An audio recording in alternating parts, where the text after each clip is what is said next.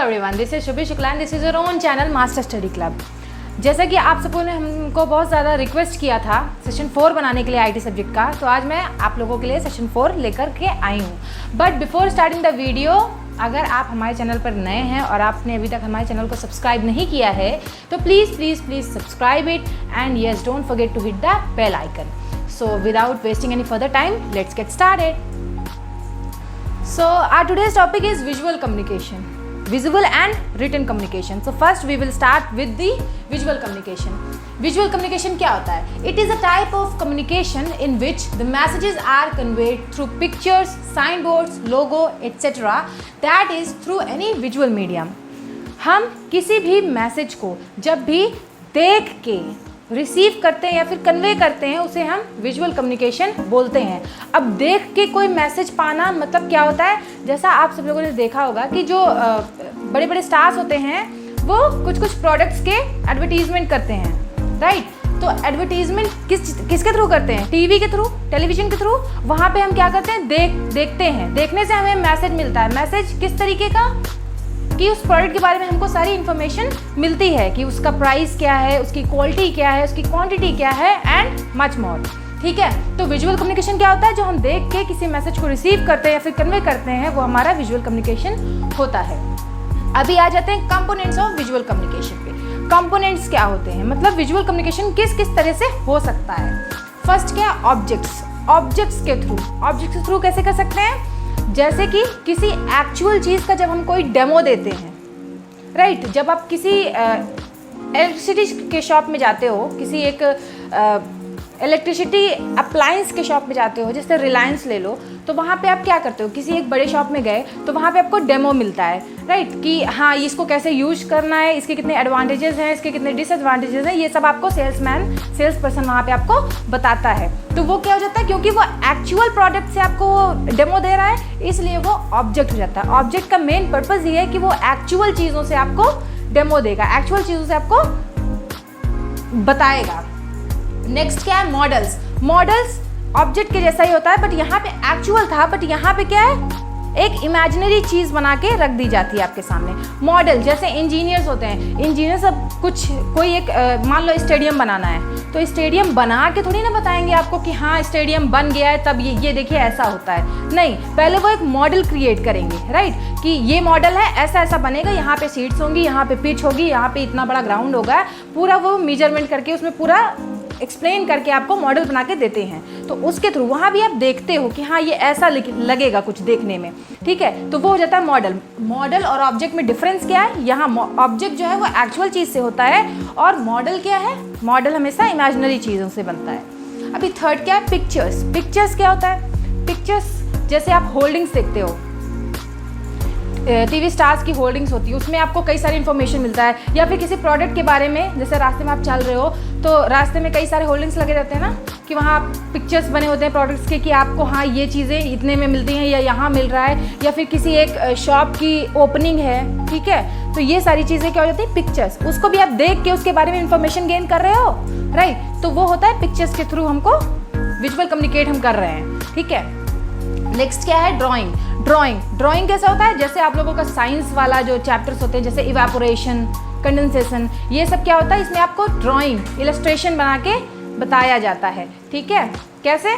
जैसे वो इवेपोरेशन वाला, नीचे सी बना दी गई है, ऊपर क्लाउड्स बना दिए गए हैं और बीच में वो वेपर जो जा रहा है, ये सब इससे ड्राइंग बना के आपको जो कन्वे किया जाता है मैसेज, वो होता है थ्रू ड्राइंग्स। नेक्स्ट लोगो।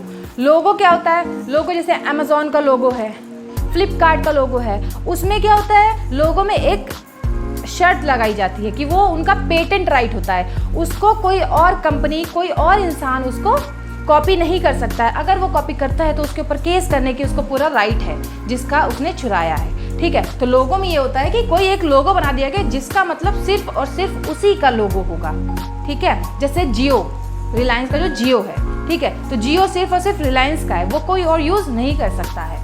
अब नेक्स्ट क्या है? Instructional symbols. इंस्ट्रक्शनल सिंबल्स क्या होते हैं? जो इंस्ट्रक्शन देते हैं किसी तरीके की, ठीक है। जैसे जो आपको रोड में जब जाते हो यू टर्न के लिए बना होता है, स्ट्रेट के लिए बना होता है, ठीक है। तो वो जो क्या है? वो इंस्ट्रक्शनल सिंबल्स हैं कि हाँ इस इंस्ट्रक्शन को फॉलो करके आप एक जगह से अपने डेस्टिनेशन पॉइंट पे पहुंच सकते हो, वो आपको इंस्ट्रक्ट कर रहे हैं, तो इसलिए वो इंस्ट्रक्शनल सिंबल्स होंगे। वहाँ भी आपको कोई बता नहीं रहा है सामने से, कोई विजुअल मतलब कोई वर्बली कम्युनिकेट नहीं कर रहा है, सब कुछ विजुअल फॉर्म में हो रहा है, ठीक है। तो इसलिए इंस्ट्रक्शनल सिंबल वो होते हैं जो आपको इंस्ट्रक्ट करते हैं कहीं से कहीं जाने के लिए, या फिर आपको कुछ मैसेज देते हैं थ्रू इंस्ट्रक्शन, ठीक है। अब साइन बोर्ड्स क्या होते हैं? साइन बोर्ड्स क्या होते हैं? जो साइंस जैसे पॉज, प्ले, इसके जो साइंस होते हैं, अभी आप कहीं और देख लो, पॉज का क्या होता है, ऐसा टिल्ट करके ट्रायंगल बना होता है ना, तो उसको कहते हैं साइन बोर्ड। उसको कहीं आप देखोगे इसका मतलब होगा कि वो पॉज है।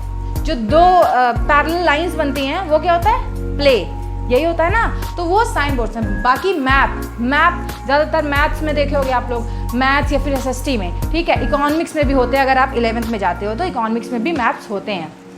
मैप्स के थ्रू आप कैसे समझते हो, उसमें आपको एक एज्यूम करके बता दिया जाता है कि हाँ यहाँ 2008 में ये ग्राफ था, मतलब हाई था, ठीक है, 2007 में कम हो गया। इसका मतलब आपको क्या समझ आता है, किसी चीज़ की डिमांड, जैसे कोई एग्जांपल ले लो कि कोई एक प्रोडक्ट है, उसकी डिमांड 2008 में हाई थी, मतलब वहाँ पे बगल में लिखा होता है ना, वैल्यूज़ दी होती हैं 10, 20, 30, तो उसके हिसाब से वो बनाते हैं। हाई थी जैसे 40 थी, 40, 2009 में क्या हो गई, डाउन हो गई, कितनी हो गई, 30 हो गई। तो इसके थ्रू आपको एक आइडिया मिल जाता है, ठीक है। मतलब आप एक्चुअली उसको नहीं समझ सकते कि क्या है, बट एक आइडिया आपको मिल जाता है।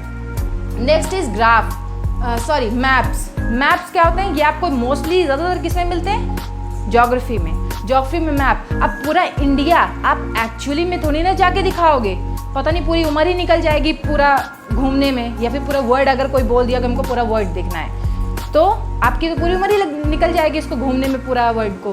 तो क्या करना है, उसके लिए मैप्स बनाए जाते हैं ताकि हम विजुअली एक छोटे फॉर्म में एक आइडिया ले सकते हैं कि हाँ यहाँ पे इंडिया है, यहाँ पे बांग्लादेश है, यहाँ पे चाइना है, यहाँ पर पाकिस्तान है, ठीक है। तो ये होता है मैप। तो अभी बात कर लेते हैं विजुअल कम्युनिकेशन के एडवांटेजेस की। पहला एडवांटेज क्या होता है, इट्स इमीडिएट। हम जैसे ही किसी चीज़ को देखते हैं हम तुरंत ही वो मैसेज रिसीव कर लेते हैं, ठीक है। तो ये बहुत जल्दी हो जाता है, तुरंत, इमीडिएट, तुरंत होता है, ठीक है। इसमें हमको टाइम नहीं लगता, जैसे बोलने में टाइम लगता है, पर यहाँ पे देखते ही हमको समझ में आ जाता है। सेकंड क्या है, it's simple and easy to remember. अब कोई पिक्चर आप देख लो और कभी आप देखोगे कि पढ़ रहे हो, तो पढ़ाई की बातें जल्दी नहीं याद होती हैं, पर आप कोई पिक्चर देख लो तो वो आपको काफ़ी लंबे समय तक याद रहती है, ठीक है। तो इसीलिए ये बोला गया है कि इट्स सिंपल, ईजी है और आसान है याद रखने में भी। थर्ड पॉइंट क्या है, इट्स यूनिवर्सल। अब आप जैसे अमेज़ॉन का जो लोगो था, वो लोगो आप इंडिया में रखो तो भी समझ में आएगा कि हाँ ये अमेज़ॉन का ही है, और अगर आप इसको आउट ऑफ द इंडिया रखो, मीन्स अब्रॉड में भी कहीं पे वो दिखाओ कि ये अमेज़ॉन का लोगो है, तो लोग उसको अमेज़ॉन ही समझेंगे, उसको फ्लिपकार्ट नहीं समझ लेंगे, ठीक है। तो ये यूनिवर्सल होता है, हर जगह उसकी जो मान्यता होती है वो सेम होती है। अभी बात कर लेते हैं उसके डिसएडवांटेजेस की। डिसएडवांटेजेस क्या होते हैं, फर्स्ट क्या, कांट हैंडल कॉम्प्लेक्स डेटा। अभी देखो सिंपल चीज़ें जो होती हैं वो तो हम पिक्चर फॉर्म में, मैप्स में दिखा सकते हैं, बट मान लो एक ही ईयर में, जैसे ग्राफ वाला लेते हैं, ग्राफ में भाई ईयर टू ईयर दिखाया जाता था ना, कि इस ईयर में हाई था, इस ईयर में लो हो गया। बट अगर आप सोचो, जब ये कॉम्प्लेक्सिटी इसमें डाल दो कि एक ही ईयर में 6 महीने बढ़ा था, 6 महीने घटा था, वो ग्राफ में रिप्रेजेंट करना काफ़ी डिफिकल्ट होगा, मुश्किल हो जाएगा, राइट। तो कॉम्प्लेक्स डेटा जो है वो हम विजुअल कम्युनिकेशन के थ्रू नहीं कर सकते, नहीं कन्वे कर पाएंगे उस तरीके के मैसेजेस को, ठीक है। नेक्स्ट क्या है, इट्स कल्चरली एम्बिग्यूअस। तो जैसे एग्जांपल ले लेते हैं, जैसे अभी कुछ साल पहले एक मूवी आई थी पद्मावत, उसका पहले नाम क्या रखा गया था, पद्मावती। जब उसका लोगो देखा गया तो देखो एक क्या होता है, जो एक सेंसर बोर्ड होता है मूवीज़ में, बॉलीवुड के लिए स्पेशली सेंसर बोर्ड होता है, वो जब ज़्यादा कुछ ख़राब चीज़ें मूवी में डाली जाती हैं, ठीक है, अपने व्यूज़ को बढ़ाने के लिए, अपने TRP को बढ़ाने के लिए, तो क्या करते हैं वो लोग, फालतू की चीज़ उसमें डालते हैं। तो सेंसर बोर्ड का काम ही यही होता है उसको कट करें, क्योंकि वो कभी कभी जो अलग अलग सेक्शन के लोग हैं हमारी सोसाइटी में, उनको किसी के लिए वो अच्छा हो सकता है, बट दूसरे सेक्शन के लिए वो नहीं अच्छा हो सकता, या उनको ख़राब लग सकता है, उनको हर्ट हो सकता है, ठीक है। तो कल्चरली एम्बिगियस है ये, ठीक है। कोई एक पिक्चर है, वो मान लो एक पार्ट को तो समझ में आ रहा है कि हाँ ये बहुत अच्छा है, वो तारीफ कर रहा है, पर अब ह्यूमन बिहेवियर है, क्योंकि वो चेंज होता रहता है पर्सन टू पर्सन, तो इसलिए एक पर्सन को कोई चीज़ अच्छी लगे इसका मतलब ये नहीं कि दूसरे को भी वो अच्छी लग सकती है। तो इसमें काफ़ी सोच समझ के विजुअल कम्युनिकेट करना पड़ता है, कई बार इसका डिसएडवांटेज भी हमें झेलना पड़ता है। अब नेक्स्ट क्या है, इंक्रीज्ड कॉस्ट्स।